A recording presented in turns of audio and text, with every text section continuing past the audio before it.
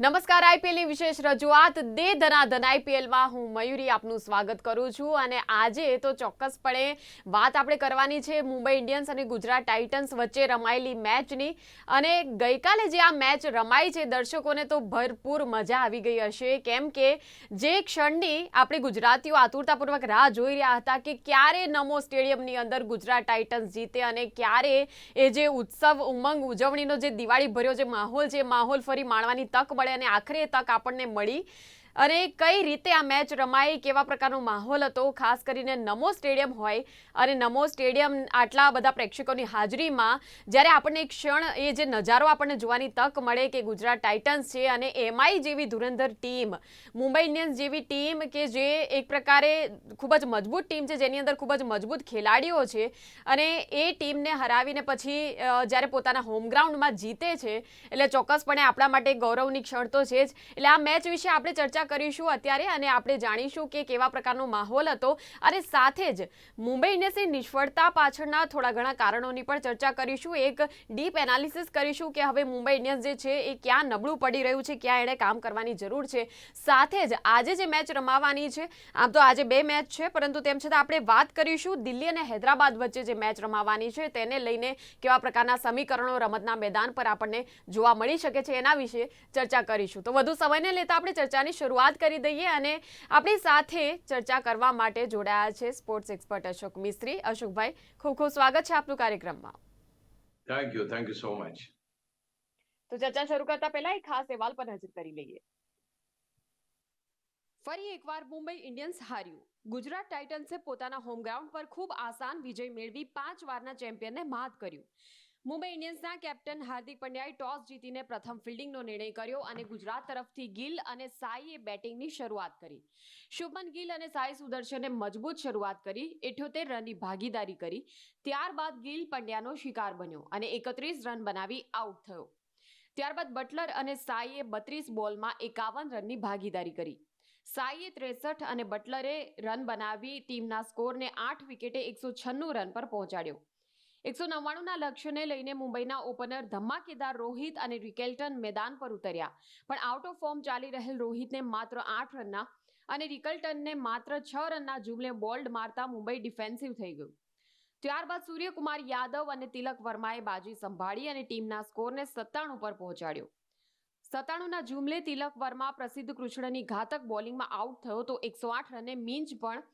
સાઈ કિશોરનો શિકાર બન્યો 120ના જુમલે જ્યારે સૂર્યકુમાર યાદવ 47 રન બનાવી પ્રસિદ્ધ કૃષ્ણનો શિકાર બન્યો ત્યારે મુંબઈ પર પરાજયના વાદળો છવાઈ ગયા હતા ત્યારબાદ માનો મુંબઈએ મેચનો પરાજય સ્વીકારી લીધો હોય તેમ લાગ્યું કેપ્ટન હાર્દિક પંડ્યાને રબાડાએ આઉટ કરતા મુંબઈ કફોડી સ્થિતિમાં મુકાયું હતું જો કે સેન્ટનર અને નમન ધીરે 36 રનની ભાગીદારી છેલ્લે જોડી પણ 36 રનનું છેટું પડી ગયું અને મુંબઈ 6 વિકેટે માત્ર 160 રન જ કરી શક્યું આજે બે મેચો જેમાં પ્રથમ મેચ દિલ્હી કેપિટલ્સ અને હૈદરાબાદ વચ્ચે જેમાં બીજી મેચ જીતવાના ઈરાદે અક્ષર પટેલની ટીમ ઉતરી શકે છે જ્યારે હૈદરાબાદ ફરી લય મેળવવા પ્રયત્ન કરશે કેએલ રાહુલ પ્રથમવાર દિલ્હી તરફથી મેદાને ઉતરશે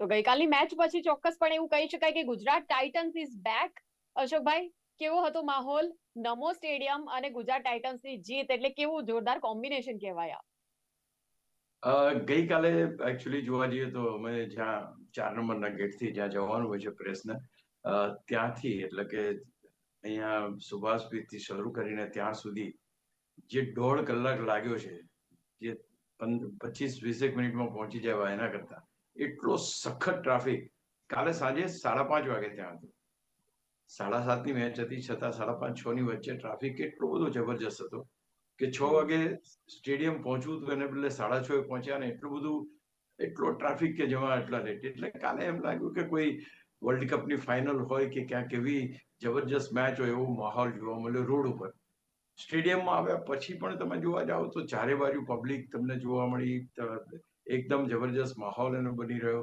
તો કાલે એમ જાણે એક નવા જ સ્વરૂપે મુંબઈ ઇન્ડિયન્સ અને ગુજરાતની મેચ જોવા માટે લોકો આવ્યા હોય એવું લાગ્યું કારણો ઘણા છે કારણ કે શા માટે આટલી બધી પબ્લિક પહેલી મેચમાં તો એટલી પબ્લિક નહોતી આ પર્ટિક્યુલર મેચમાં પબ્લિક એટલે છે કે ભારતના ટોચના ખેલાડીઓ એ મુંબઈ ઇન્ડિયન્સમાંથી રમીને, એટલે ઇન્ડિયાના જે સર્વશ્રેષ્ઠ દેખાવ કરીને જે ટીમને જીતાડી છે એવા બધા ખેલાડીઓ, રોહિત શર્મા છે, સૂર્યકુમાર યાદવ છે, હાર્દિક પંડ્યા છે, આ બધા ખેલાડીઓ મુંબઈ ઇન્ડિયન્સમાંથી રમતા હતા. શુભમન ગિલ છે, એ આપણા ગુજરાતમાંથી રમતો હતો. તો જેટલા બી ભારતના ટોચના ખેલાડીઓ છે એ ગઈકાલે મેદાન ઉપર ઉતરવાના. એટલે પહેલી વસ્તુ તો એમને જોવા માટે એક જબરજસ્ત ક્રેઝ હતો. બીજું કે રોહિત શર્મા, ભલે તમે અત્યારે આઉટ ઓફ ફોર્મ ચાલી રહ્યો છે એમ કહો, પણ T20 ક્રિકેટમાં અથવા IPL ક્રિકેટમાં 3 જ એવા ખેલાડી છે કે જેને જોવા માટે લોકો મેદાન સુધી આવે છે.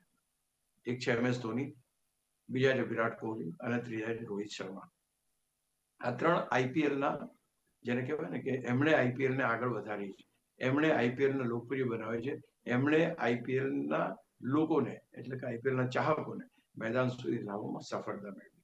એટલે આ બધા ખેલાડીઓ કાલે રમવાના હતા, એટલે જોરદાર માહોલ હતો અને બંને ટીમો તૈયાર હતી, કારણ કે બંને ટીમો મજબૂત તો છે. હાર્દિક પંડ્યા માટે થોડી કપરી પરિસ્થિતિ હતી કે જે ગુજરાત ટાઇટન્સનો કેપ્ટન હતો, જ્યાં આગળ એને મેદાન પર ટ્રોફી ઉચકી હતી, કાલે એ ટીમની સામે એને રમવાનું હતું, તો એ ક્યાંક થોડી ઘણી આમ દ્વિધાભરી પરિસ્થિતિ હતી. પણ ખેર, મેચ ઇઝ મેચ. એટલે લોકોને લગભગ 400 રન જેવો જોવા પણ મળ્યા, 190, 100 અને આટલા રન પણ જોવા મળ્યા, છગ્ગા ચોગ્ગા પણ જોવા મળ્યા, બેટિંગ પણ જોવા મળી, બોલિંગ પણ જોવા મળી, ફિલ્ડિંગ પણ સારી જોવા મળી. તો ઓલ પુટ ટુગેધર લોકો જ્યાં ત્યાં, ઇવન કાલે પ્રેસ કોન્ફરન્સ એ મારી હોય છે મેચ પત્યા પછી, ત્યાં it was Housefull. There are plenty of journalists were there to ask the questions, Trent bolt આવ્યા હતા મુંબઈ તરફથી અને ગુજરાત તરફથી ગિલ આવ્યા હતા. સો ઓવરઓલ જોવા જઈએ તો માહોલ જબરજસ્ત હતો, જામ પેક સ્ટેડિયમ હતું એમ કહી શકાય. અને નીકળતા પણ જ્યારે લગભગ ઘેર આવતા 2 વાગે એવી પરિસ્થિતિ, એટલો ટ્રાફિક, એ અમે પ્રેસ કોન્ફરન્સ પતાવ્યા પછી પણ એટલો ટ્રાફિક જોવા મળ્યો. So it was pack match અને હું માનું છું કે લોકોએ જોરદાર મજા લીધી આ મેચની. બિલકુલ અશોકભાઈ, ગુજરાત ટાઇટન્સનો પાવર પ્લે કેવો રહ્યો એના વિશે થોડીક આપણે વાત કરીએ, અને ખાસ ગુજરાત કોન્ફિડન્સમાં હતું એવું ક્યાંક લાગી રહ્યું છે. ગિલ અને સાઈની બેટિંગ આપની દ્રષ્ટિએ કેવી રહી? બહુ સાચી વાત કરી. કાલે પ્રેસ કોન્ફરન્સમાં ગિલ આવ્યા હતા એટલે મેં જ પૂછ્યું, મેં કીધું ભાઈ કયા ફેક્ટર્સ એવા હતા કે જે તમને જીત સુધી લઈ ગયા? તો એનો જવાબ બહુ સરસ હતો કે we were worried about our power play and we have done in our power play. એટલે કે સાઈ અને ગિલે જે રીતે પાવર પ્લેમાં બેટિંગ કરી, જે રીતે ફાસ્ટ બેટિંગ કરી, I think they var satisfied. એમને આની આગળની જ્યારે પ્રેસ કોન્ફરન્સ હતી, તારા શુભમન ગિલે કહ્યું હતું ભાઈ we are worried about our power play, ની અંદર જે અમે રમીએ છીએ એના માટે અમે ચિંતિત છીએ. But yesterday I think that was taken care of. બહુ જબરજસ્ત ગુજરાત ટાઇટન્સ રમ્યું છે, એમાં કોઈ બેમત નથી. આખી મેચ પણ સારી, પણ ખાસ કરીને ગુજરાત ટાઇટન્સની જો ખાસ વાત કરીએ, પાવર પ્લેમાં એમને જોઈતા રન એમણે બનાવી લીધા, 9-10ની એવરેજથી, 8-9ની એવરેજથી, અને they were very comfortably scoring the runs. એવું નહોતું કે મુંબઈ ઇન્ડિયન્સ એવી મોટી ટીમ છે એટલે કોઈ બોકડાઉન થઈ ગયા હોય. અને ગઈકાલની પરિસ્થિતિ જો મને તો એમ જ લાગતું હતું કે the way Shubman Gill was playing, મને લાગ્યું કે આજે એની સેન્ચુરી થવી જોઈએ, because he was able to connect into the played very well. અમે પ્રેસ બોક્સમાં પણ જેટલા બધા બેઠા હતા વાત કરતા હતા કે આજે ઇઝ ગોઈંગ વેલ અને he can definitely do some good scoring. ખેર, હાર્દિક પંડ્યાની વિકેટ લીધી, પણ ઓવરઓલ તમે જોવા જાઓ તો 190 સુધી સ્કોરને પહોંચાડ્યા, અને that is because of the top 3 ગુજરાતના બેટર્સે બહુ સારું પ્રદર્શન કર્યું. અને ઓવરઓલ ગુજરાતનું પ્રદર્શન તમે જો તો 190 સુધી પહોંચ્યું. ઇન બિટવીન જે શરૂઆતમાં જે ખેલાડીઓ રમ્યા, આઈ થિંક ગિલ છે, સાઈ સુદર્શન છે, આ બધા, એક બટલર છે, દે હેવ રિયલી કોન્ટ્રીબ્યુટેડ અ લોટ. અને એક 3 મેજર પાર્ટનરશિપ પણ બની કે જે પાર્ટનરશિપથી ગિલ અને સાઈએ ભેગા થઈને 178 runs they had in the first wicket partnership. અને ત્યાર પછી બટલર સાઈ 51 રન્સ, અને ત્યાર પછી જોયો તો રુધરફોર્ડ ને Sai, that is another 33 runs. એટલે કે ટોચના 5 ખેલાડીઓએ ગુજરાત ટાઇટન્સના બલ્ક ઓફ ધ રન્સ, આપણે નોર્મલી કહીએ છીએ કે પહેલા 4 જે બેટર્સ છે એમણે ટીમના 75% રન્સ બનાવવા જોઈએ, એ 75% રન્સ એમણે બહુ સારી રીતે બનાવ્યા, ઓછા સમયમાં બનાવ્યા, અને they have been able to score 190 runs for the opposite to chase. જી બિલકુલ, બટલર, ગિલ અને સાઈ ત્રણેય બેટર્સ ખૂબ જ શાનદાર રમ્યા એમ આપણે કહી શકીએ. અને ખાસ કરીને રન જો કે 200 ને પાર ન થયા, એટલે આ શા માટે બન્યું હશે? આની પાછળ શું કારણ હશે? સી બહુ સીધી વાત છે, કારણ કે બંને ટીમો ટોપ ક્લાસ ટીમો છે. ભલે ગુજરાતની ટીમ 9મા ક્રમે 8મા ક્રમે હતી અને મુંબઈની ટીમ 10મા ક્રમે હતી ગયા વખતે, but if you look at their performance, they were the top class teams. કે ભાઈ ગુજરાત ટાઇટન્સ તો ચેમ્પિયન બની છે 2022માં, 2023માં રનર્સઅપ હતી. પેલી બાજુ મુંબઈ ઇન્ડિયન્સ છે, તો they've got a terrific history of winning 5 times the title. તો એ બે જણા જ્યારે હોય, અને તે વખતે ખાસ કરીને બીજું એક એ પણ એડેડ પ્રેશર એ હતું કે ભાઈ હાર્દિક પંડ્યા ગુજરાતના મેદાન ઉપર કેવું કરી શકશે. એ જ સાથે બીજું પ્રેશર એ હતું કે આઉટ ઓફ ફોર્મ ચાલી રહેલા રોહિત શર્મા શું કરશે. એટલે આ ટીમ પણ પ્રેશરમાં હતી. ગુજરાતને કારણ કે પહેલી મેચ એ લોકો હાથમાંથી નીકળી ગઈ એમના, they were very keen on getting the second match in their fold. એટલે બહુ જ એમ હતું, એટલે પ્રેશર એ હતું ભાઈ વધારે રન ના બની જાય ક્યાંક. બંને સાઈડને ટેન્શન હતું કે ભાઈ જો 225 ની ઉપર સ્કોર ગયો તો મુશ્કેલી થશે. એટલે તે wanted to keep the teams to 190 or તો એટલે બહુ સારી રણનીતિથી બોલિંગ બેટિંગ થઈ, અને they were been able to keep both the teams to 190 ની આસપાસ એ રાખવામાં સફળ થાય. અને ખાસ કરીને ગુજરાત એટલા માટે થોડું અપર હેન્ડ રહ્યું કે ભાઈ દે નેવર ગોટ બોક ડાઉન. એમને એમ લાગ્યું નહીં કે આપણે કોઈ બોલિંગથી ઇમ્પ્રેસ થઈ ગયા છીએ. They were playing so freely, the way Butler was playing effortlessly, એને સિક્સર્સ મારી છે, એફર્ટલેસલી હેઝ પ્લેડ. તો કાલે Gujarat was very much in smooth sailing sort of a situation. અને એટલા માટે આ તમે જે 3 ખેલાડીઓની કીધી એ લોકોની પાર્ટનરશિપ બની. અને કોઈ પણ મેચમાં when you are getting a partnership, and it's rule of the game કે ભાઈ જે બેટ્સમેન જામી ગયો હોય એ બીજો જે બેટ્સમેન આવે એની સાથે રન્સ બનાવે. જે સારું રમતો હોય હી સ્ટેઝ ઓન ધ વિકેટ. તો એ રીતના સાઈ સુદર્શન રહ્યા, સાઈ હેઝ સ્ટેડ ધેર, અને he has made partnership with Gill અને બાકીના બટલર અને રુધરફોર્ડ સાથે પાર્ટનરશિપ બનાવી. So this is what is very important. અને એ શરૂઆતના તબક્કામાં ગુજરાત ટાઇટન્સ માટે થયું. છેલ્લા તબક્કે થાય એટલે કે 7મા-8મા ક્રમના બેટ્સમેન જ્યારે આવી પાર્ટનરશિપ કરે તો એનો એટલો ઇમ્પેક્ટ ના પડે. પણ જ્યારે તમારા મજબૂત શરૂઆતના બેટર્સ જ્યારે મજબૂતી આપે છે તો એ ટીમને લઈ જાય. પાવર પ્લેમાં પણ સારા રન્સ થયા અને ટીમનો સ્કોર પણ સારો. Yes, both the teams are very good. એટલે મુંબઈનો બોલિંગ પાવર બી ખરાબ છે એવું કહેવાનું. ટ્રેન્ટ બોલ્ટ જેવો મહાન બોલર એની અંદર એ કરી રહ્યો, દીપક ચહર હતા. સો all sad and done, both teams are good. Both teams R full of fighters. અને બંને ટીમોને ખબર હતી કે કઈ રણનીતિથી રમવાનું છે. સો તે કેપ્ટ ધી બેટ્સમેન ક્વાઇટ. અને મુંબઈની બોલિંગે ગુજરાતને 190 સુધી સીમિત રાખ્યા. સિમિલર વે જ્યારે ગુજરાત રમ્યું ત્યારે. તો on the country as a whole તમે જુઓ, ગુડ સ્ટાર્ટિંગ અને શરૂઆતની 3 સારી પાર્ટનરશિપ, અને એના કારણે બનેલા 190 run. I think that was the path for the victory. બિલકુલ અશોકભાઈ, પણ હવે મુંબઈની ટીમની આ સતત બીજી હાર છે, અને ખાસ તો ગઈકાલની મેચમાં જે પ્રકારની એની બોડી લેંગ્વેજ એક જોવા મળી, એક ટીમ સ્પિરિટ ક્યાંક ખોવાઈ ગયેલો જોવા મળ્યો. એવું ક્યાંક લાગી રહ્યું હતું કે હાર્દિક અને જે ટીમ છે એની વચ્ચે કોર્ડિનેશન નથી, જે પ્રકારનું એક રિક્વાયર્ડ કોર્ડિનેશન જે હોવું જોઈએ. અને ખાસ તો રોહિત શર્મા શું સાવ સાઇડલાઇન થઈ ગયો છે એવું ક્યાંક આપણે કહી શકીએ? એક દુનિયાનો નિયમ છે કે જ્યારે સિનિયર પ્લેયર્સ હોય તો સિનિયર ખેલાડી હોય કે ઘરમાં પણ જે પ્રમાણમાં બહુ વડીલ હોય તો એને પછી આપણે ગણતા નથી હોતા. They are been respected, but they are not been taken. બધી જ વસ્તુમાં એમનો મત લેવામાં નથી આવતો ઘણી વખત. દે આર હેપી, એવું નથી કે એમને કોઈ ડિસ્કમ્ફર્ટ નથી કરતું. તો એ રીતે જ અત્યારે Rohit Sharma as a captain he was fabulous, as a batter he was fabulous. હવે એના વળતા પાણી કરતા now he is out of form for a quite a long period. હવે આઈપીએલ જે ફોર્મેટ છે, ફોર્મેટ એવું છે કે તમારી પાસે ફોર્મમાં જ ખેલાડી હોય એ જ ચાલે. તમારે ચોગ્ગા છગ્ગા મારે, મેચ જબરજસ્ત બનાવે એ થાય. હવે એના જે ફેસ ઉપર તમે એક્સપ્રેશન્સ કાલે જોયા, એ વોઝ લુકિંગ લાઈક, એને લાગતું કે યાર હું ડિસ્કમ્ફર્ટમાં છું. એના જેટલા ક્લોઝઅપ્સ બધા એમાં ક્યાંક એ ડિસ્કમ્ફર્ટમાં હોય એવું જોવા મળ્યું. બેટિંગ સારી થતી નથી એટલે ઓબ્વિયસલી છે when you are not performing you don't get that respect in the team. પેલું છે કમાવ દીકરો સૌને વાલો, એના જેવું છે કે જો રન કરો તો તમને ટીમને ગમે, પણ તમે રન ના કરતા હો અને આટલા મોટા ખેલાડી હોય અને રન ના કરો, then you feel little bit more કે હું સાઇડલાઇન થયો.